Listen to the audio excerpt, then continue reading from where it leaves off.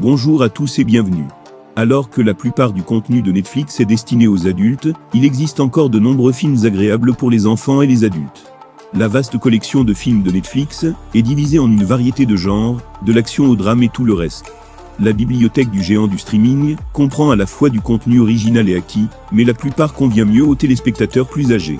Cependant, Netflix a pas mal de films qui fonctionnent aussi bien pour les enfants que les adultes.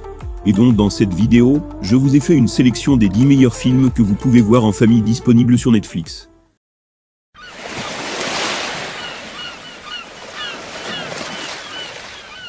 Ayant divorcé du père de ses enfants, et se retrouvant à la rue, Ellen Grace revient dans la maison de son enfance et de sa tante Lucinda Spidawick. Les jumeaux Jared et Simon, ainsi que leur sœur Mallory, découvrent leur nouvel environnement avec effarement. Jared, le plus déluré des 3 enfants, fait une découverte qui va bouleverser sa vie, et celle de sa famille. Les chroniques de Spidawick ont été bien accueillies par les critiques, dont beaucoup ont apprécié le cœur et l'imagination du film. Bien que quelques critiques se soient plaints des visuels exagérés dans les chroniques Spidawick, cela reste un film amusant à voir en famille. Enola est la benjamine de la famille Holmes, née en 1884. Elle vit seule dans la campagne britannique avec sa mère, Eudoria, qui l'éduque de manière peu orthodoxe, et loin des codes de la société d'autrefois. Quand Eudoria disparaît mystérieusement, Enola se retrouve obligée de contacter ses frères, Mycroft et Sherlock. Ce dernier étant un célèbre détective, Enola pense qu'il pourra l'aider à retrouver la trace de sa mère. Néanmoins, quand il découvre que leur petite sœur est loin d'être un modèle de sagesse et de politesse, il décide de l'envoyer en pensionnat pour la rendre acceptable en société. Mécontente, Enola se déguise et s'échappe en direction de Londres, où elle est amenée à résoudre un mystère. Enola Holmes est sans doute l'une des extensions les plus charmantes de l'univers d'Arthur Conan Doyle, en partie parce qu'elle se concentre entièrement sur les femmes de la maison Holmes. Sherlock et Mycroft sont présents, mais ils sont mis à l'écart par le zèle de leur jeune sœur pour se montrer égal à eux. Enola Holmes est devenue un joyau brillant dans la couronne de Netflix après sa sortie, notamment en termes de participation du public.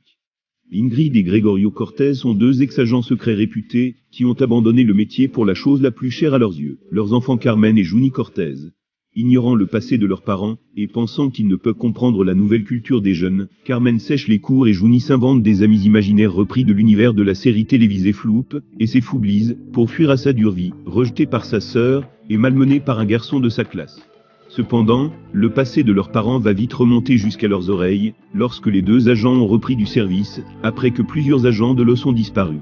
Les enfants sont projetés dans le monde des espions, pour sauver leurs parents, c'est aussi pour Juni, l'occasion de rencontrer le grand Floop, ainsi que ses foublises. Spy Kids est une délicieuse variante du genre d'espionnage, se concentrant sur Carmen et Juni plutôt que sur leurs parents espions. En fait, des acteurs légendaires comme Antonio Banderas, Danny Trejo et Tony Shalhoub sont minimisés au profit de Daryl Sabara et Alexa Vega. Spy Kids n'a rien à voir avec James Bond, mais c'est exactement ce qui en fait une expérience si excitante. Le critique Roger Ebert a fait l'éloge du film, le qualifiant d'intelligent, optimiste et joyeux, des mots qui définissent Spy Kids à plus d'un titre. Dans Svipova, 2 frères et sœurs découvrent avec effroi que leur mère est une ancienne cambrioleuse placée sous la protection des témoins. Contrainte de trouver un nouvel emploi, la mère de famille et ses enfants vont faire équipe au cours d'une nuit mouvementée. Svipova allie le concept de soirée pyjama à une action spectaculaire. Les personnages centraux, qui sont tous des enfants, ont une aventure pyjama, où ils rencontrent des menaces plus grandes qu'ils ne peuvent gérer. Et pourtant, ils accomplissent des exploits audacieux bien au-delà de leurs âges, gagnant le respect de leurs parents et du public. Les scores critiques de Svipova ne sont pas si impressionnants, mais cela ne rend pas le film moins engageant.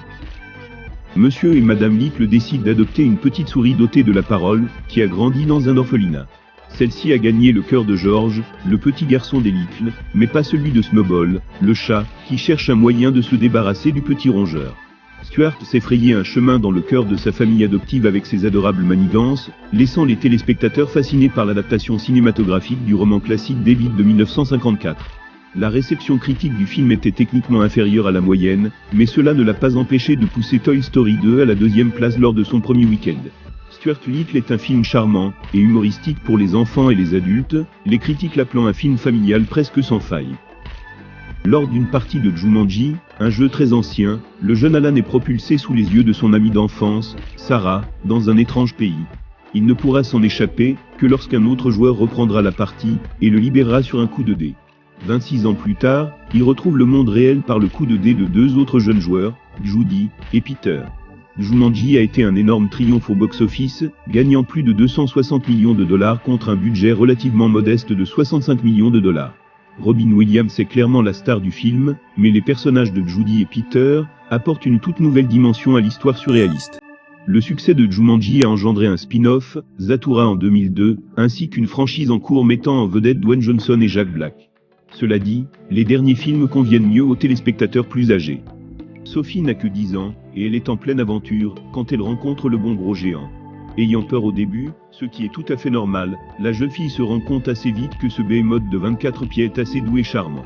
Même s'il n'a pas réussi à compenser au box-office, le BFG a reçu des éloges de la critique pour son aventure familiale.